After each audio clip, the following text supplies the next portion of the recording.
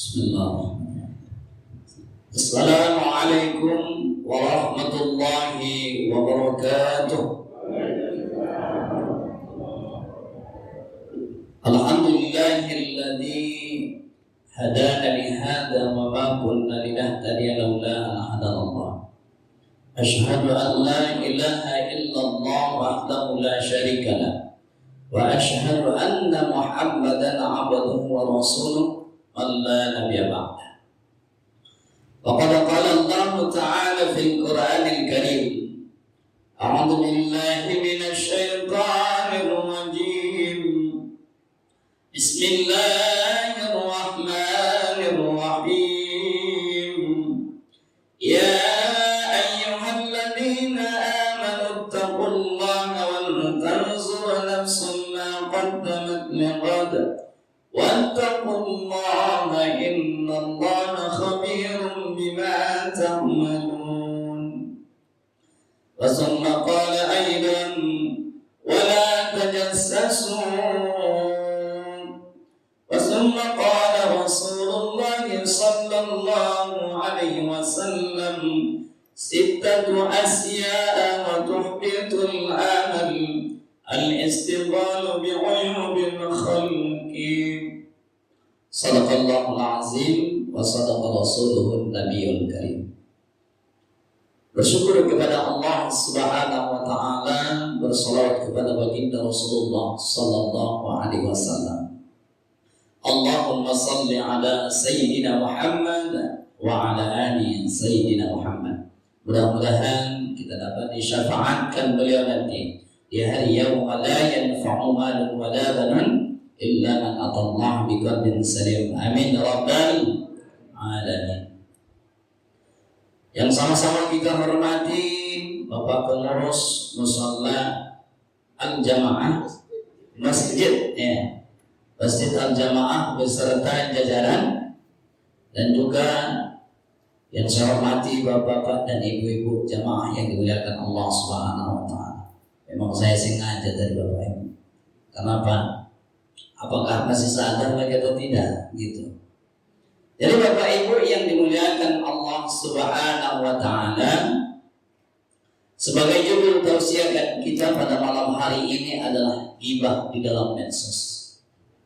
Jadi Bapak Ibu yang dimuliakan Allah Subhanahu wa taala, ghibah tetap ghibah. Artinya apa? Gosip. Jadi Bapak Ibu yang dimuliakan Allah Subhanahu wa taala, maka dalam Al-Qur'an telah jelas dikatakan oleh Allah Subhanahu wa taala, "Wala tajassasu." Jangan engkau mencari-cari kesalahan orang lain. Jangan engkau mencari-cari kekurangan orang lain. Jadi Bapak Ibu yang dimuliakan Allah Subhanahu wa taala, kita adalah sebagai manusia tidak luput dari kekhilafan dan kesalahan. Maka setiap manusia itu ada salah dan lupa. Al-khata' wan nisyan sifatani lil insan. Sifat salah dan lupa itu adalah tumpangan bagi diri setiap manusia. Jadi Bapak Ibu yang dimuliakan Allah Subhanahu wa taala, menceritakan mencari keburukan orang lain. Oleh sebab itu Allah Subhanahu wa taala berfirman, Bapak Ibu, A'udzu billahi minasy syaithanir rajim. Bismillahirrahmanirrahim. Innamal mu'minuna ikhwah. Sesungguhnya orang-orang mukmin itu bersaudara. Jikalau ada kekurangan saudara kita, Bapak Ibu, berarti adalah kekurangan kita. Jikalau ada aib saudara kita, berarti aib kita juga. Jadi Bapak Ibu yang dimuliakan Allah Subhanahu wa taala, bagaimana caranya Pak Ustaz supaya kita tidak menggosip? Mudah saja Bapak Ibu yang dimuliakan Allah. Di mana dalam Al-Qur'an surah Al-Baqarah ayat 183 telah jelas, di ujung ayat itu dijelaskan oleh Allah, la'allakum tattaqun, supaya kamu menjadi golongan orang-orang yang bertakwa. Jadi bagaimana caranya Pak Ustaz? Yang pertama adalah perbanyak sholat. Baik itu sholat fardu jangan tinggal, baik itu sholat tahajud, sholat tarawih, sholat duha, sholat fajar. Oleh sebab itu adalah meningkatkan kualitas keimanan kita kepada Allah Subhanahu wa Ta'ala, supaya nggak sanggup kita menceritakan keburukan saudara kita, supaya tidak sanggup kita untuk menceritakan kejelekan saudara kita. Oleh sebab itu Bapak Ibu yang dimuliakan Allah Subhanahu wa Ta'ala, kadangkala kita yang rajin sholat, jadi merasa dalam diri kita Bapak Ibu, merasa diri ini adalah orang yang paling suci. Jangan Bapak Ibu, karena kalau ada dalam diri kita Bapak Ibu penyakit yang seperti ini, merasa dirinya paling pintar, merasa dirinya paling hebat, merasa dirinya adalah orang yang paling suci, ini penyakit. Sholat dia Bapak Ibu yang dimuliakan Allah, tapi menceritakan keburukan orang lain, menceritakan aib orang lain Bapak Ibu, jangan terus. Percuma Bapak Ibu sholat, percuma kita sholat. Oleh sebab itu Bapak Ibu yang dimuliakan Allah Subhanahu wa Ta'ala, untuk mencegahnya supaya tidak menceritakan keburukan orang lain tadi, ingat bahwasanya kita juga ada dosa. Ingat bahwasanya kita juga ada kehilapan di dunia ini Bapak Ibu. Oleh sebab itu Bapak Ibu yang dimuliakan Allah Subhanahu wa Ta'ala, maka perbanyak sholat. Kenapa kita dituntut Bapak Ibu datang ke masjid untuk sholat berjamaah? Supaya sholat tidak sesat. Kenapa? Kalau ada di masjid Bapak Ibu, ada ulama kita, ada para ustadz kita yang membimbing supaya sholatnya betul. Kadang-kadang Bapak Ibu yang dimuliakan Allah Subhanahu wa Ta'ala, banyak sekali kita perhatikan sekarang ini sholatnya takbirnya adalah takbir offside. Oh Ustaz, baru kali ini dengar sholatnya offside. Selama ini yang kami tahu Ustaz, yang offside itu hanya yang main bola. Tapi sekarang ada Bapak Ibu takbirnya takbir offside.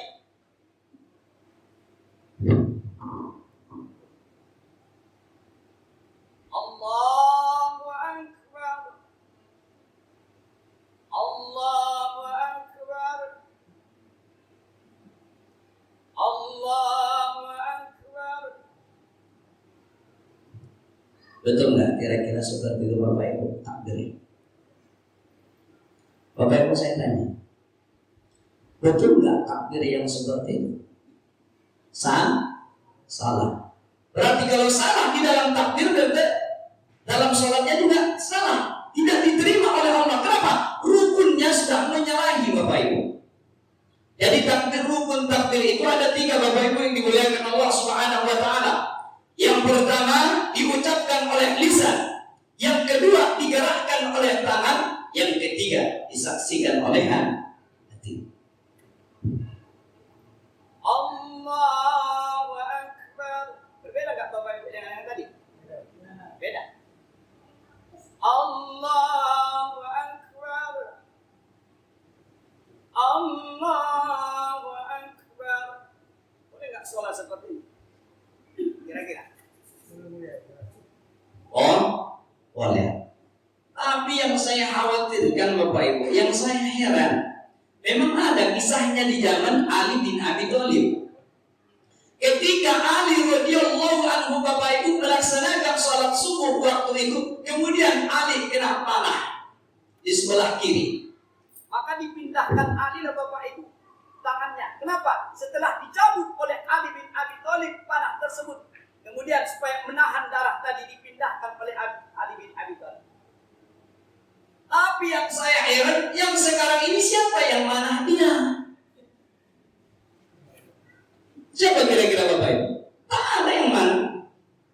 Berarti sholat yang benar yang diajarkan oleh Imam Syafi'i, Imam Hambali, Imam Hanafi. Banyak ulama kita Bapak Ibu yang dimuliakan Allah Subhanahu wa Ta'ala. Jadi kenapa orang juga ketika ta'ayat asyhadu an la ilaha illallah wa asyhadu anna Muhammadar Rasulullah Allahumma salli ala sayyidina, turun Bapak Ibu. Kata Imam Syafi'i itu tidak ada manfaatnya.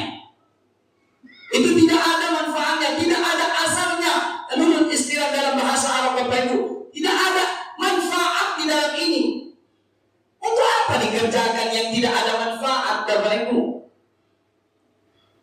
Jadi kita tinggalkan yang tidak bermanfaat, supaya la'allakum tattaqun. Jadi oleh sebab itu Bapak Ibu yang dimuliakan Allah Subhanahu wa taala, kita datang ke masjid ini untuk melaksanakan sholat berjamaah, menghindari itu tadi, menghindari gosip, menceritakan aib orang lain. Supaya apa Bapak Ibu? Sholat kita tidak salah. Ada kala-kala Bapak Ibu yang dimuliakan Allah Subhanahu wa taala, ada suatu kisah ketika itu mereka melaksanakan satu keluarga sholat berjamaah di rumah. Jadi yang jadi imam ayahnya, yang jadi makmum anaknya berumur 8 tahun beserta istri. Jadi di rakaat yang pertama Bapak Ibu, apa yang dia baca setelah suratul Fatihah? Waladhdallin, amin. Bismillahirrahmanirrahim.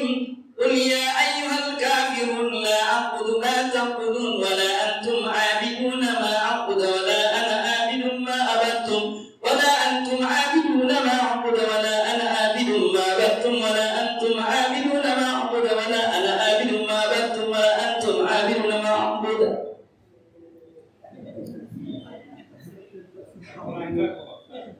Bolak-balik. Jadi disambunglah sama anaknya tadi Bapak Ibu yang berumur 8 tahun tadi. Ada sambungannya. Lakum dinukum waliyadin ayat. Ada tambahan. Tapi yang lebih kacau Bapak Ibu yang dimuliakan Allah di rakaat yang kedua. Waladhdallin, amin. Bismillahirrahmanirrahim. Inna suara lancar lah. Inna, anak yang tadi yang umur 8 tahun udah mulai bingung mau nyambung surah apa ini Bapak Ibu. Inna spontan saja Bapak Ibu. Inna lillahi wa inna ilaihi raji'un. Kenapa? Paham tadi untuk mengingatkan di imam. Jadi makanya kita diperintahkan Bapak Ibu untuk melaksanakan sholat berjamaah yang pertama. Yang kedua, supaya terhindar tadi adalah menceritakan keburukan orang lain. Jadi Bapak Ibu yang dimuliakan Allah Subhanahu wa taala, kalau seandainya ada orang yang menceritakan keburukan orang lain kepada kita Bapak Ibu, hati-hati orang yang seperti ini. Oh hati-hati Pak Ustaz. Hati-hati Bu. Kenapa? Bisa jadi besok hari Bapak Ibu yang dia ceritakan aib kita sendiri. Kenapa? Ya lancar menceritakan aib orang lain kepada kita. Besok bisa jadi aib kita yang dia ceritakan kepada orang lain. Hati-hati Bapak Ibu yang berteman yang seperti ini. Jadi Bapak Ibu yang dimuliakan Allah, kalau diajak ke masjid, kalau ajak ke musala untuk melaksanakan sholat berjamaah, jangan banyak alasan Bapak Ibu. Ini kadang-kadang alasan kenapa? Ayo kita ke masjid. Udah umat pula asing. Darah tinggi naik. Kenapa? Dia tetangga pakai gelang. Jadi Bapak Ibu yang dimuliakan Allah Subhanahu wa taala, ini kadang-kadang orang yang malas seperti ini diajak beribadah. Coba ketika ada pengumuman dari kantor lurah, Bapak dan Ibu yang mendapat BLT besok jemput ke kantor lurah. Cepat dia untuk menjemput BLT tadi Bapak Ibu. Tapi giliran ke masjid, giliran berit, tak ada dia datang Bapak Ibu. Oleh sebab itu Bapak Ibu yang dimuliakan Allah Subhanahu wa taala, hindari itu tadi. Penyakit menceritakan aib orang lain. Tapi kalau ada orang yang menceritakan aib kita Bapak Ibu, alhamdulillah, ucapkan, itu adalah ladang ibadah bagi kita Bapak Ibu. Jangan balas. Kalau balas tidak dapat pahala Bapak Ibu. Ucapkan alhamdulillah. Kenapa? Setiap Rasulullah SAW dilempari dengan batu ketika menyiarkan agama Islam, namun Rasulullah bersembunyi di belakang pokok kurma. Namun datang bantuan kepada malaikat Muhammad, yaitu malaikat Jibril. Wahai Muhammad, maukah saya tumpahkan gunung Uhud ini kepada kepada mereka supaya mereka semua mati. Lah, jangan, kata Nabi. Jangan. Begitu sayang Muhammad Rasulullah SAW. Tapi mereka belum mau masuk ke dalam agamamu ya Muhammad. Saya tunggu anaknya, kata Rasulullah. Gak mau juga anaknya ya Muhammad, saya tunggu cucunya. Gak mau juga cucunya ya Rasulullah, saya tunggu cicitnya, kata Nabi. Begitu gigihnya Muhammad menyiarkan agama Islam walaupun dilempari baginda Rasulullah sallallahu alaihi wasallam. Jadi Bapak Ibu yang dimuliakan Allah Subhanahu wa taala, maka hindari untuk menceritakan aib orang lain.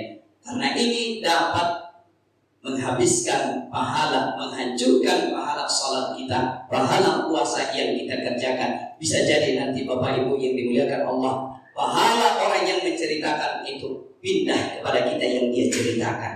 Begitu setelah habis Bapak Ibu pahala tadi, maka dosa orang yang dia ceritakan dipindahkan Allah otomatis kepada orang yang sering menceritakan aib. Maka hati-hati Bapak Ibu.